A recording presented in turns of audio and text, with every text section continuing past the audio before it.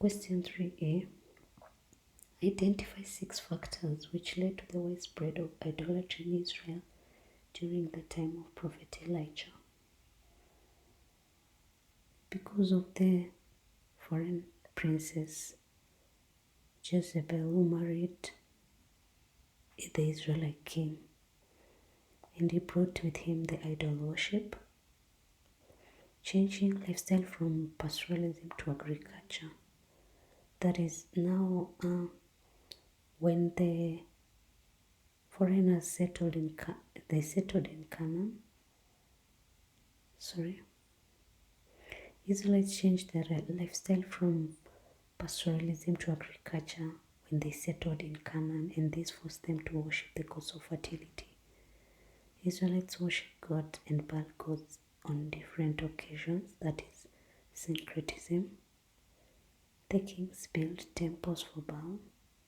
There was temple prostitution. Israel felt God had forsaken them, so they turned to other gods. The true prophets of Yahweh were being persecuted.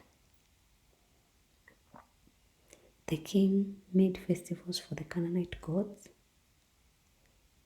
King Ahab made Baalism the official state religion. There was rampant presence of visible idols. Question 3b. Give 6 reasons why Naboth refused to sell the vineyard to King Ahab. The land belonged to God. It belonged to his family, that is, it was ancestral land. The land was supposed to be inherited from one generation to another.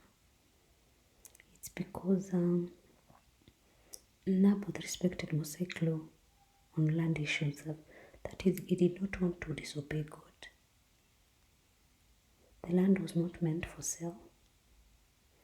It was Naboth's only piece of land. Question 3c.